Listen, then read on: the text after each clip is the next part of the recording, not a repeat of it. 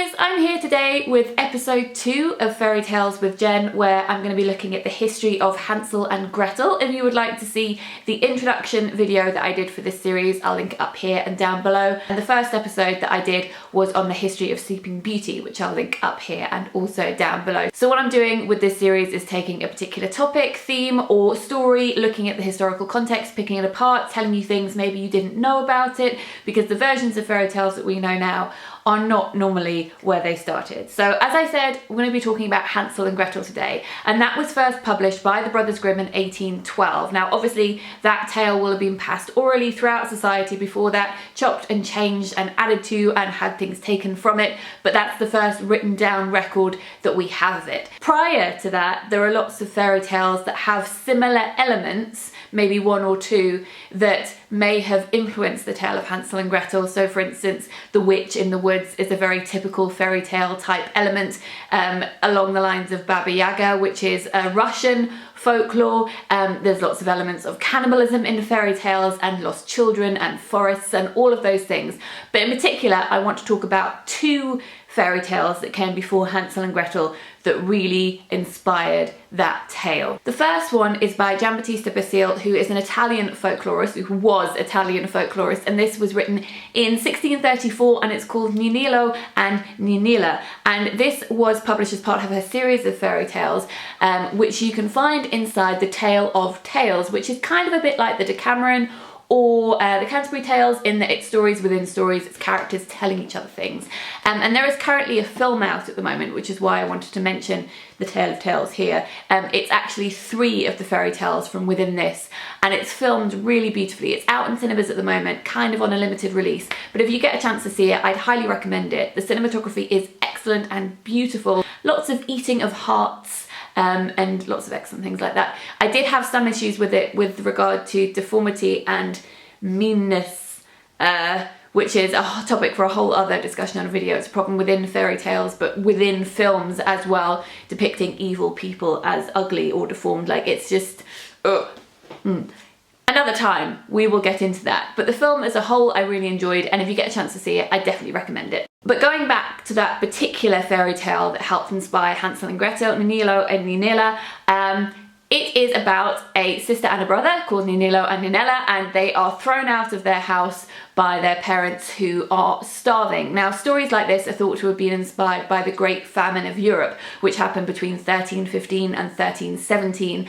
Millions of people across Europe died over several years as the crops failed. This happened a couple of decades before the Black Death swept Europe, so basically it was a shit century. Average life expectancy, which of course includes things like child mortality rates, which does skew the figures a bit, was 37 in the 1200s. 100 years later, that had plummeted to 17.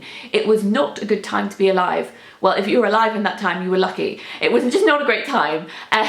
But during the Great Famine, there were lots of tales and stories based on real events of people abandoning their children in churches, in forests, and also of cannibalism as well. So these fairy tales, which are based on children being left somewhere because their families can't afford to feed them, it's definitely based on things like this. So as I said, this was written in 1634, and Ninillo and Ninilla are taken into their local forest by their parents, mainly by their mother, because it's always the mother, isn't it? Actually, I have a great thing. I have to read you the beginning of it because it's hilarious. Here we go.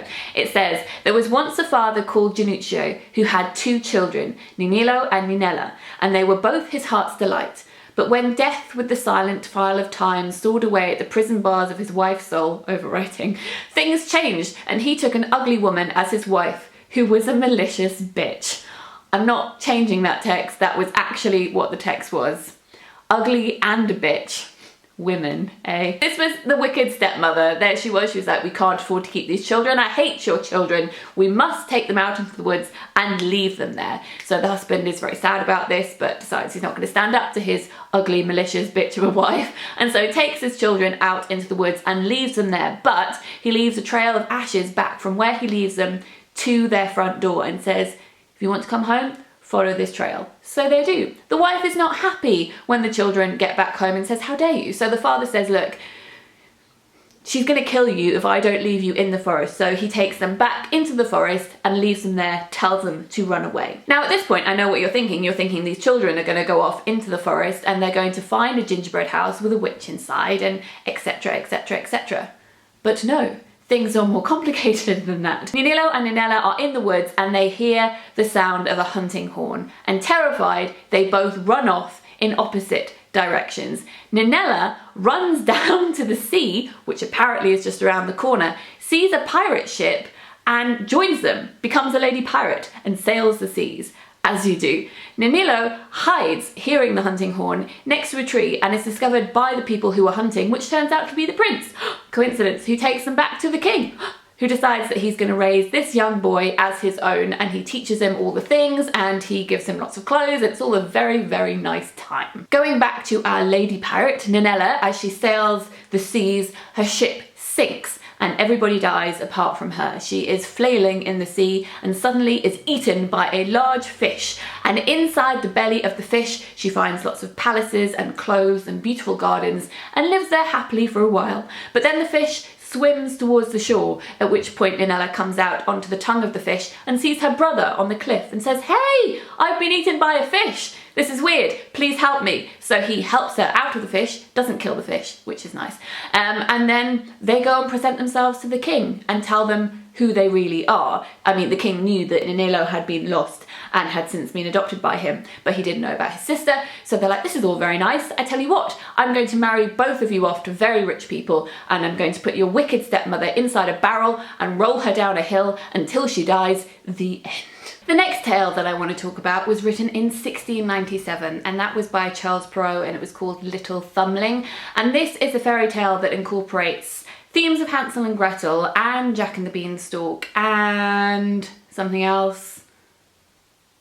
Oh, Thumbelina, that would be the one. This is again about a family who are very poor, they do not have much food at all, and they have 7 children, all of whom are boys, and the youngest is called Little Thumbling, and he is only the size of his father's thumb. So they decided they're going to take out their children and leave them in the forest. However, it's the dad who decides it this time. There's no evil woman. He is the one who implements this plan. He says that they have to get rid of these children because they can't afford to feed them. So they take these 7 children out into the forest and they leave them there. They come back home once and then they have to send them out again. Obviously, things have to be done several times in fairy tales.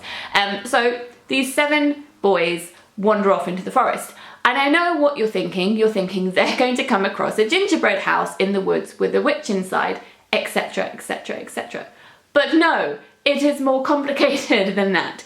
They do come across a house in the woods, but it is not owned by a witch and it is not made out of gingerbread. It is in fact owned by a woman and her ogre husband and their 7 daughters. So they stumble into this house and the wife is there. She's actually very nice, but she says to them, you should probably leave because if my ogre husband gets home, he is going to eat you. But they're not fast enough. The ogre husband does come home and they quickly hide in his house. But the ogre can smell them. He can smell their flesh, you know, fee, fi, fo, fum, etc, etc. And he grabs these 7 boys and he plonks them in his kitchen and he says he's going to eat them.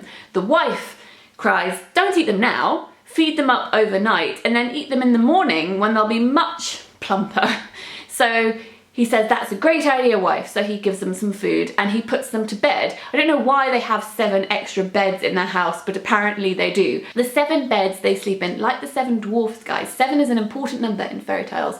So they have 7 beds, empty ones, casually, conveniently, and these 7 boys sleep in them. And on the other side of the room are 7 beds where their 7 daughters are sleeping. So apparently very beautiful because they only eat raw meat, but they do like to nibble on little children as well. But these 7 daughters, who are apparently very beautiful, only exist in this story to be asleep. They are just there. They're like this emblem of the sleeping woman who doesn't have a voice, which I talked about in Sleeping Beauty video, which I'll link down below as I said.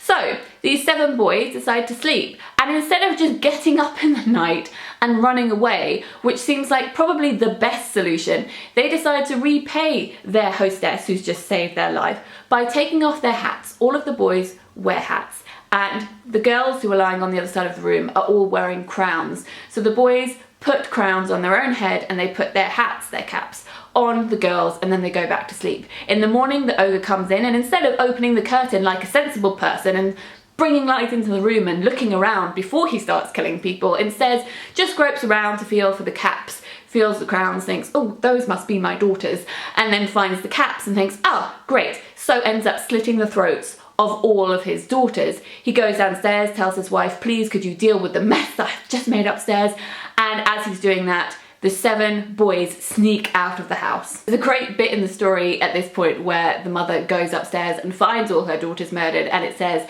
when she went upstairs, she was greatly surprised to find her daughters murdered and swimming in their own blood.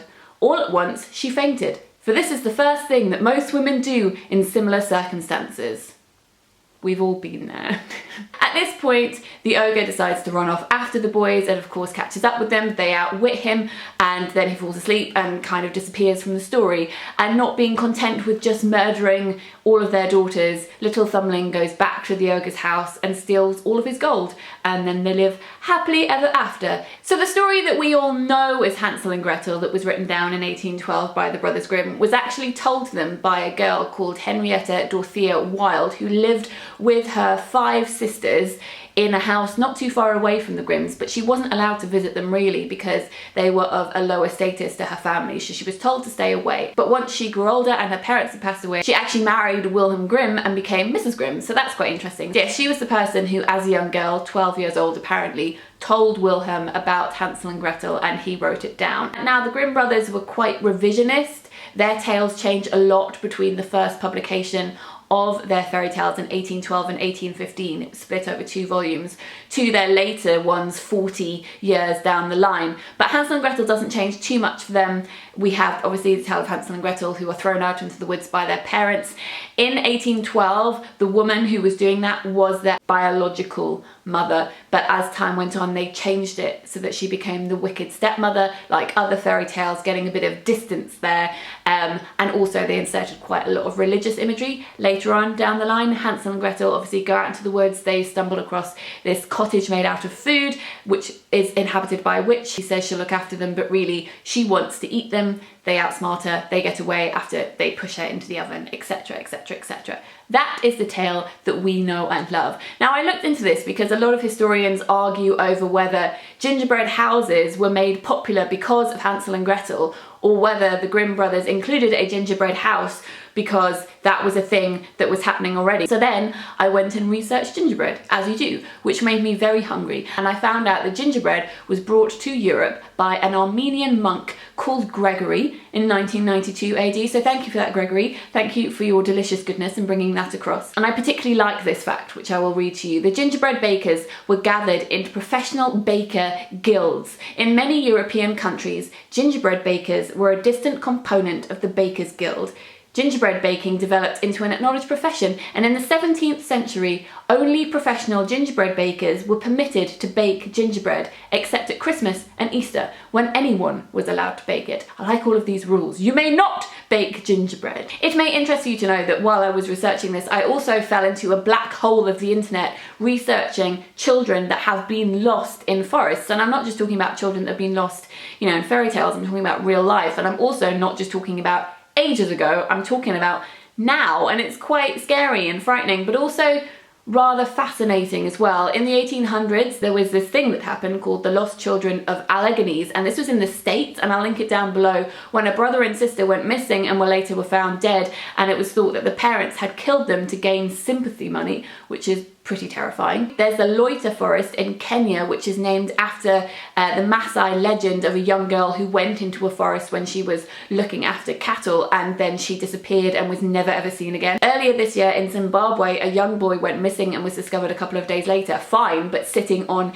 his uncle's gravestone, which sparked cries of witchcraft because it was thought that they hadn't disposed of the body in the best way possible. So it was almost like he'd been taken by spirits for a couple of days. 2 children went missing in Bulgaria Bulgaria last month, which sounds like very fairy tale-esque, obviously absolutely terrifying in real life, but the way that they went missing, they were actually not that far from each other and they wandered off into the forest. Both were lost for several days and then found and they were okay. One of them wandered off after they'd had an argument with their mother and was told to go and put the goats out to pasture and wandered into the woods instead. And a younger one, who was about 4, wandered off into the forest. His grandfather was supposed to be looking after him while his parents were picking flowers. Like, those all sound like very fairy tale things to me, but perhaps the most weird one and the most Hansel and Gretel-like one is one that happened a couple of months ago in Japan. Yamato Tanuka, who was left in a forest by his parents as punishment, and then wandered off deeper into the forest. So when they came back an hour later to be like, nah, only kidding, gonna take you home again, because that's what parents do,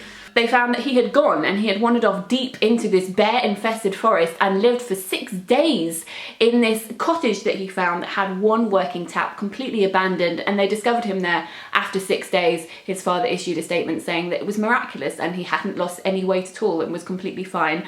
I question whether or not that is true, but there we go. So yes, real life Hansel and Gretel everywhere. There is a discussion to be had on why forests are familiar settings for fairy tales, which I'll have at some point in the future. There's also a discussion to be had about witches living in forests as old women. Those are 2 separate videos which I will get to at some point. Here are a couple of Hansel and Gretel style books that you might want to pick up. There are lots out there, but these are just a couple that I've picked off my shelves. One is Gretel and the Dark by Eliza Granville. This is difficult to explain, but the less you know about it, the better. But yes, it does include Hansel and Gretel and takes that theme of starving and also othering and shutting people out. It's very, very interesting. It's not my favourite book ever, but I was really sucked in, and I think the things that she does with fairy tale are very clever. One that I actually haven't read yet is this, which is called The True Story of Hansel and Gretel, a novel of war and survival by Louise Murphy. This is about the Nazi occupation of Poland and draws on, again, hunger, starvation and othering, and the fairy tale of Hansel and Gretel. And then within this short story collection, Sweet Home by Cara Spray, there is a story in this which is focused on this woman who lives in the woods who everyone is alienating because they think she's a witch, and that is also based on Hansel and Gretel. So I hope you guys enjoyed this video. Thank you very much to all of you who have been saying that you would like to support what I do. It does take a long time to make these videos. I was up at 4 this morning getting all of this ready so that I could film this video and edit it and get it up before I went to work. You guys have been asking if I'm starting a Patreon so that you can support what I do. I don't have plans to start a Patreon, but if you want to support my channel, you're already doing it by being here and watching. You can leave a comment, you can share, that would be really great. If you want to, you can always buy one of my books, which I'll always link in the description, or download a podcast. As I said, I'm going to try and get these up once every month or 6 weeks. It is quite difficult because these take a lot of time to prepare, but it is linked in with other work that I'm doing, and it is stuff that I enjoy and I do like making them. So I hope that you guys have enjoyed this episode. Leave me a comment down below, let's have a chat, and I will see you guys very, very soon. Lots of big shove. Bye.